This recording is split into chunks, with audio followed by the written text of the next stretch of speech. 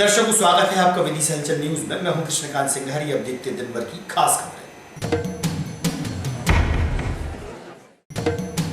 नगर पालिका प्रशासन से सफाई दरोगा ने मांगा अनोखे तरीके से वेतन, बजवाए ढपले, सुनाई परेशानियां।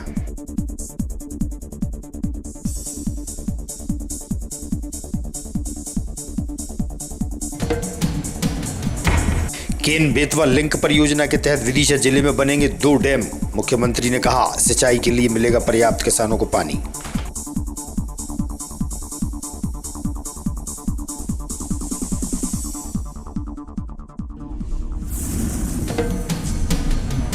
और समय सीमा की बैठक में कलेक्टर ने विभागीय अधिकारियों की उपस्थिति में अधूरे पड़े कार्यों को शीघ्र पूरा करने के दिए निर्देश।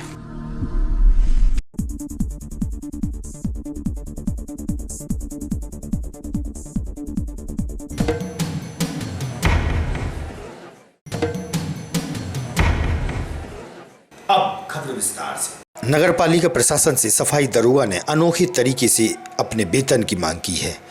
ढपले बजवाते हुए सफाई दरोगा मुकेश नहरिया ने बताया कि समय पर वेतन न मिलने से वह काफी परेशान है। नगर पालिका भवन के सामने अपनी बात मीडिया से साझा की।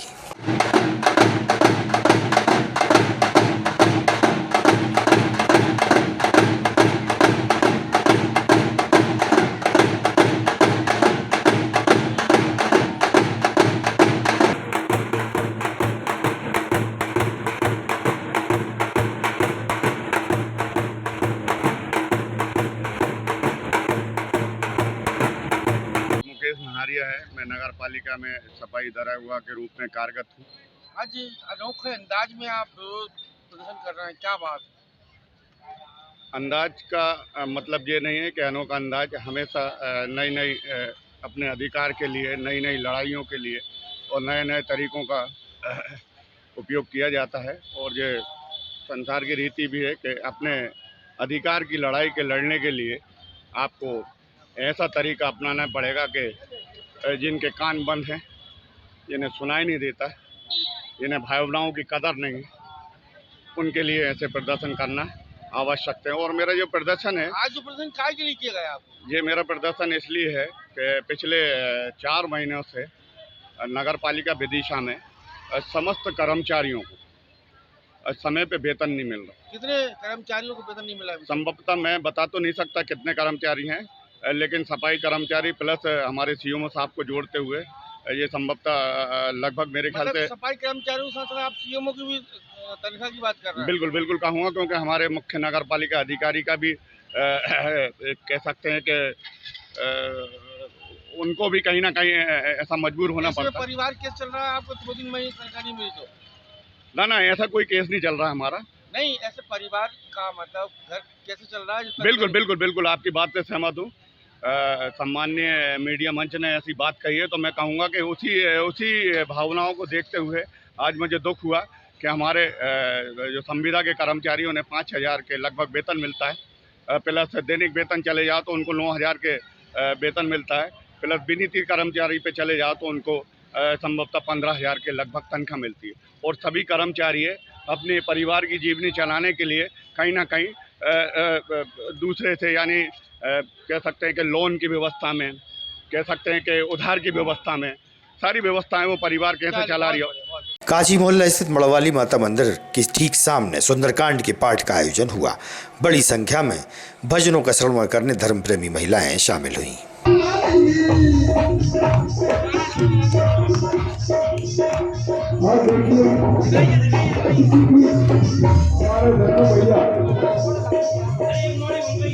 विदिशा के सारे कलाकारों ने हाजिरी लगा दी। आप भी से आए और बिना हाजिरी लगा नहीं जा गया, क्योंकि आप भगवती की आज परशुराम है तो परशुराम पे हाजिरी जरूर लगाएंगे हमारे धन्यू भैया भी।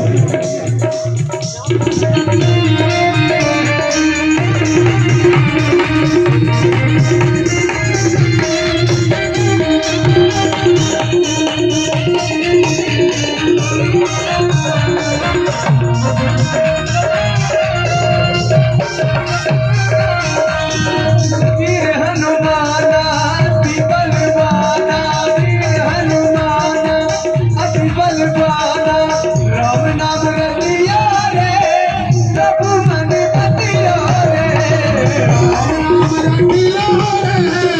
प्रभु मन बसियो रे, राम राम रखियो रे, प्रभु मन बसियो रे, वीर हनुमाना अति बल बहाना, वीर हनुमाना अति बल बहाना, राम नाम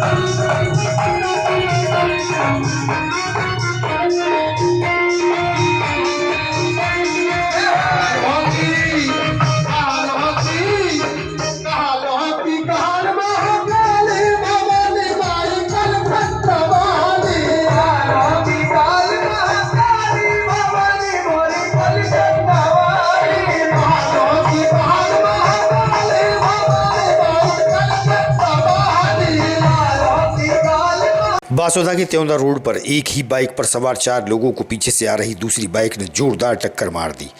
भीषण टक्कर के कारण बाइक पर सवार 50 वर्षीय रतिराम मेहरवार निवासी नामाखेड़ी कोटरा की मौके पर ही मौत हो गई, जबकि 3 अन्य लोगों को एम्बुलेंस से इलाज के लिए जिला अस्पताल लाया गया। परिजन ने बताया कि चारों व्यक्ति बासोदा से उदयपुर की ओर जा रहे थे। 3 घायलों में से रामगोपाल और ब्रजेश की हालत नाजुक बताई गई है। ये रतिराम मेहरवार जी, ये जो एक्सीडेंट हुआ कहाँ हुआ है? ये त्योंदा रोड के पास। कितने लोग घायल हुए हैं? ये 4 लोग थे, एक ही बाइक पे। हाँ, कोई की डेथ भी हुई है? एक लोग मर गए हैं इनमें से, वो उनका स्पॉट पर एक्सीडेंट में ख़त्म हो गए वो। और बाकी ये 3 लोग 108 के द्वारा विदिशा हॉस्पिटल लाए गए, जिनका यहाँ पर उपचार चल रहा है। प्रत्येक सोमवार को होने वाली समय सीमा की बैठक में कलेक्टर उमाशंकर भार्गव ने विभागीय अधिकारियों की उपस्थिति में अधूरे पड़े कार्यों को समय पर पूरा करने के निर्देश दिए। आपको मालूम है उस सब में भी आपने पूरी लगन और निष्ठा और मेहनत से काम किया।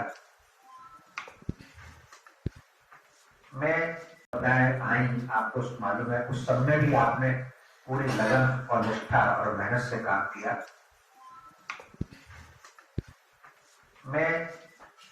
मुख्यमंत्री मोहन यादव द्वारा केन बेतवा लिंक परियोजना की शुरुआत की गई। विदिशा जिले में परियोजना के तहत 2 डैम बनाए जा रहे हैं। गंज वासोदा तहसील और कुरवाई तहसील के 86 गांव लाभान्वित होंगे। 86 गांवों को सिंचाई के लिए पर्याप्त पानी मिलेगा। वहीं कलेक्टर ने बताया कि परियोजना के माध्यम से 300 से ज़्यादा गांवों को पेयजल भी उपलब्ध होगा। कलेक्ट्रेट में कार्यक्रम का सीधा प्रसारण देखा गया। कलेक्टर उमाशंकर भार्गव के अलावा विधायक मुकेश टंडन सहित अन्य जनप्रतिनिधि मौजूद थे।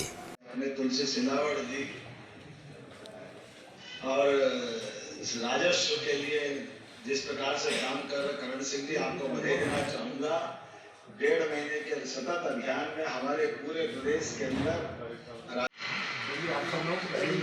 इस अवसर पर हमारे डीजी श्रीमान सक्सेना जी, SCS श्रीमान राजेश राजोरा जी, इस अवसर पर समस्त के लिए बहुत आदर के केंद्र और भारत सरकार के पूर्व मंत्री अभी वर्तमान में हमारे साथ हमारा मनोबल बढ़ाने के लिए पंचायत ग्रामीण का काम संभाल रहे श्रीमान प्रहलाद पटेल जी, हमारे त्रिवेणी की तरह जिसकी 3 अलग अलग धाराएं हम सबको इस कार्यक्रम के हिलोरे लेने के लिए आनंद दे रही है। हम सब सौभाग्यशाली हैं मंच पर विराजमान हमारे बैतूल सभागार में बैठक हुई थी बैतूल नदी और केन के जोड़ने देखिए आज के लिए। आज जो माननीय मुख्यमंत्री जी ने जो संबोधन किया था आज केन बेतवा लिंक परियोजना से जो जिले लाभान्वित हैं उसमें विदिशा जिला भी लाभान्वित है। हमारी विदिशा जिले की जो तहसील है कुरवाई में 2 डैम बन रहे हैं। एक बन रहा है कोठा बैराज और दूसरा बन रहा है हनौता डैम। कोठा बैराज डैम से 3 महीने बाद सिंचाई चालू हो जाएगी और 86 गांव हमारे प्रभावित हो रहे हैं। 6 गांव तहसील बासोदा के हैं, बाकी 80 गांव हमारे कुरवाई तहसील के हैं। इससे लगभग 22,500 हेक्टेयर रकबा में सिंचाई होगी। सिंचाई के साथ साथ दोनों डैम से सागर के लिए, बीना के लिए और विदिशा जिले के कम से कम 300 गांव के लिए पेयजल के लिए भी पानी सुरक्षित रखा गया है। इससे दोनों में लाभ होगा, किसानों को सिंचाई का फायदा होगा और जो हमारे ग्रामीण क्षेत्र हैं वहां पर हमारी समूह नल जल योजना है जिसमें लगभग 200-300 ग्राम रहेंगे, जिसमें सागर जिले को भी। रंगईधाम हनुमान मंदिर में पूज्य महामंडलेश्वर श्री श्री 1008 अभिराम दास जी महाराज, पूज्य महामंडलेश्वर श्री श्री 1008 रामायणी जी महाराज द्वारा राम अर्चना का पाठ चल रहा है। प्रवचन भी हुए। अभिराम दास जी महाराज ने मीडिया से चर्चा भी की। शुभ और अशुभ दोनों से ऊपर उठ जाना। एक शुभ कर्म हमारे इतने हों कि हमारे स्वभाव में आ जाए, हम उसके मुताबिक होता है। अहम इति भाव का नाम ही अहंकार है। मैं मानव हूँ, मैं साधु हूँ, सब अहंकार है, सब अहंकार है। तो हमारा अहंकार बोल रहा है। इतने बैठ के साधना करते हैं, हम ये करते हैं, ये सब हमारा अहंकार बोलता है। तो जब तक आज समाज में ध्वनि प्रदूषण है, वायु प्रदूषण है, जल प्रदूषण है, इन सब के विषय में बहुत अधिक चर्चाएं होती हैं और आवश्यक हैं, क्योंकि सबसे अधिक हम वायु पीते हैं। तो वायु शुद्ध पवित्र होनी ही चाहिए। इसी प्रकार से दूसरे नंबर पे हम खुराक में जल लेते हैं तो वो भी शुद्ध पवित्र होना ही चाहिए। फिर ध्वनि प्रदूषण जो है हमारे अंदर प्रवेश करके ध्वनि नाना प्रकार के जो हमारे विचारों में और आचारों में बहुत परिवर्तन ला देती है। उससे हमारा जो आचरण बिगड़ जाता है और अगर व्यक्ति का आचरण सही नहीं है तो उसमें कितने ही सद्गुण हैं तो सब बेकार हो जाते हैं। इसी प्रकार से जो वैचारिक प्रदूषण की बात की जाती है, आज समाज में वैचारिक प्रदूषण बढ़ने से होता क्या है, हमारे पास कोई व्यक्ति ऐसा आता है जो अशुभ विचार कर रहा है। अशुभ अर्थात अकल्याणकारी, जिसमें सबका कल्याण छिपा हुआ है, उसको हम शिव विचार कहते हैं, शुभ विचार कहते हैं, पवित्र विचार कहते हैं। और एक ऐसा विचार है जिसमें व्यक्तिगत स्वार्थ की भावना निहित है और उसके साथ साथ हम जब व्यक्तिगत स्वार्थ में फंस जाते हैं और उसके साथ हम इतने गिर जाते हैं कि दूसरे का अगर जीवन जा रहा है तो हम उसका जीवन भी ले लेते हैं, परंतु हम केवल व्यक्तिगत स्वार्थ की पूर्ति में लगे रहते हैं और इसके कारण समाज में बहुत अनाचार पापाचार बढ़ता रहता है। तो वैचारिक प्रदूषण जो है वो हमारे विचारों को दूषित करता है। तो केवल हमारे लिए घातक नहीं है, पूरे समाज के लिए घातक है। जल प्रदूषण से जो प्रदूषित जल सेवन करेगा उसको ही नुकसान होगा, प्रदूषित वायु का सेवन जो करेगा उसको ही नुकसान होगा। परंतु ये जो विचार हैं ये तो पूरे विश्व तक पहुंचते हैं। अभी हम जो इस माइक्रोफोन के माध्यम से तो मीडिया पूरे विश्व में पहुंचा देगा, और इसके कारण अगर हमारे विचार दूषित होंगे अगर तो उससे पूरे विश्व को हानि होगी। अगर हमारा विचार ये है सर्वे भवन्तु सुखिनः जो हमारे संत महापुरुषों का एक हमेशा से विचार रहा है कि किस प्रकार से सब लोग सुखी हों। हम सब जो राम राज की भावना करते हैं उसमें मुख्य बात यही थी, नहीं दरिद्र को दुखी न दीना, सब नर करहीं परस्पर प्रीति। ये जो सब लोग एक दूसरे के साथ प्रेम के संबंध से जुड़ें और पूरा समाज जो है प्रेम में होता क्या है, हम एक दूसरे के अभ्युदय की भावना रखते हैं। प्रेमी हमेशा प्रेमासक्त की प्रसन्नता के लिए कार्य करता है। तो अगर हम सब आपस में प्रेम करेंगे, एक दूसरे के प्रति प्रेम सौहार्द के भाव से करेंगे, तो संपूर्ण सृष्टि का अभ्युदय स्वाभाविक हो जाएगा। उसके लिए फिर हमको अन्य प्रयास नहीं करने पड़ेंगे। आज जितने भी सामाजिक संस्थान और कार्य कर रहे हैं केवल एक कार्य कर लेते हैं, तो सब नर करहीं परस्पर प्रीति। बस अगर सब लोग आपस में प्रेम करने लग जाएं, राजा प्रजा ये अर्थात जो भी आज शासन में है, शासक के रूप में दिखाई दे रहे हैं, वो सब भी प्रजा से प्रेम करें, ना कि अपने व्यक्तिगत स्वार्थ के लिए, वोट के लिए और एक दूसरे से प्रेम करें कि उसका अभ्युदय कैसे होगा और वो किस प्रकार से आगे बढ़ेगा, उसकी खुशहाली में हमारे अंदर प्रसन्नता हो। तो इस प्रकार के विचार होने चाहिए। और ये जो विचार हैं कि केवल ऋणम कृतम धृतम पिबेत इत्यादि, अपने को कर्जा ले लो, किसने देखा स्वर्ग, किसने देखा नरक, किसने देखा पाप, किसने देखा पुण्य, ये सब से कुछ मतलब ही नहीं है। बस जो मन में आए करो, वर्तमान जो दिखाई दे रहा है वही सब कुछ सही है। ये जो है गलत विचार है और ऐसे विचार जो हैं वो समाज में वैचारिक प्रदूषण फैलाते हैं। तो जिस व्यक्ति के अंदर इस प्रकार के विचार हैं उसके पास से निकलने वाले जो स्पंदन है, आप देखते हैं चित्रों में एक आभा मंडल बनाया जाता है हर एक व्यक्ति के। आज की खबरों को देते हैं पर विराम। आगामी खबरों के लिए आप देखते रहिएगा विदिशा न्यूज। रहिए अपडेट। नमस्कार।